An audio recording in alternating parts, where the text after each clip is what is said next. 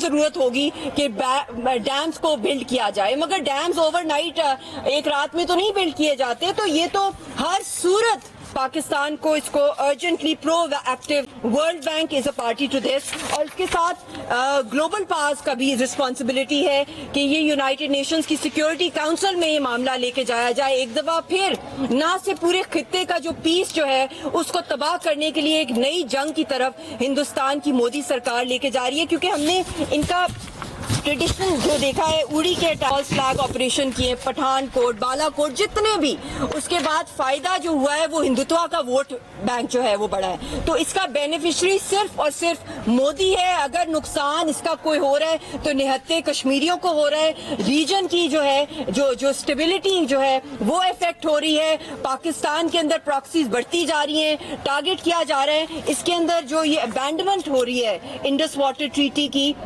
it is a pivot towards US-led strategic blocks.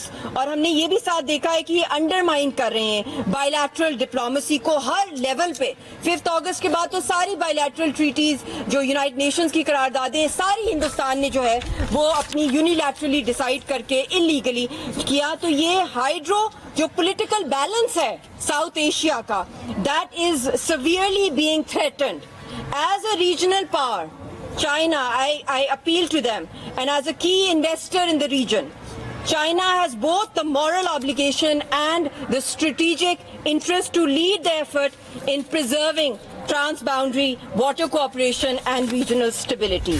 اس کے ساتھ ساتھ ایک دو میں نے وہاں بھی بہت سی ٹویٹر کے اوپر بھی ہر جگہ بیانات چل رہے ہیں، تو میں حیران ہو رہی ہوں کہ مائیکل کلگم جن کا ایک تھنک ٹینک ہے امریکہ کے اندر، کہ وہ اس انسیڈنٹ کے 12 گھنٹے کے بعد ہی ان کو پتا تھا کہ انڈیا نے اگلا ایکشن کیا لینا ہے. تو یہ بھی بہت بڑا، it's very skeptical that they already had announced that India is going to take the following actions against Pakistan, and nobody is talking from the global powers about the Kashmiris who are being butchered, being slaughtered. They are homeless, there are curfews, there's genocide happening, their land is being forcefully occupied, our entire leadership is in jail or being hanged. اور اس کے ساتھ جو بہت بڑا fair اور خطرہ ہمیں لگا ہوا ہے، کیونکہ اگلے مہینے یاسین صاحب کی بھی ہینگنگ کی، کراس ایگزامینیشن کی کیسز چل رہے ہیں، اور یہ نہ ہو کہ اس فالس فلیگ آپریشن کی وجہ سے کشمیریوں کو سزا دی جائے. that the Kashmiri people should not be punished for this false flag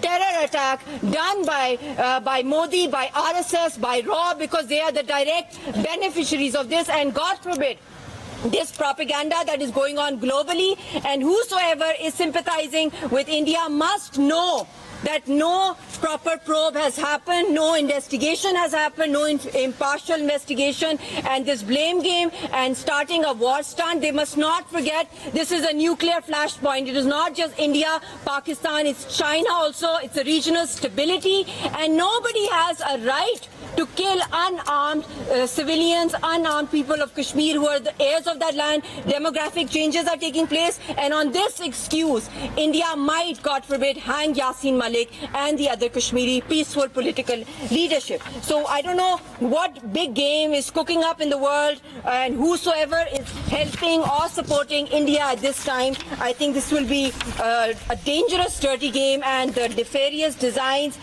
the impact it will have on the region and the world at large will be colossal. And I think in the end, I would just like to say that this conflict is unresolved for decades and decades. The Kashmiri conflict is the oldest pending conflict in the world. It risks nuclear escalations. On 27th of February 2019, nuclear codes were exchanged between India and Pakistan. We were very close towards a micro-nuclear exchange, and this time things have gone way ahead. If we follow the policy of appeasement, complicity, if the world ignores the Kashmiri people right now, does not look at the repercussions, the economic and the security costs involved with this growing unresolved conflict, I feel that I fear that very soon we are heading towards a World War III. We need to stop that. The same cycle is repeating one after the other. There's a complete failure of international diplomacy, and I think we do not want a policy, a defensive policy. We want an offensive policy. Pakistan should also categorically state now that Shimla agreement is nullified. No CBMs can work. No talks with India can come about productively if Kashmir issue is not resolved. And Kashmir is the lifeline of this entire region's stability. So in the end, without settling Kashmir issue, there is no room for normalcy and stability in the region.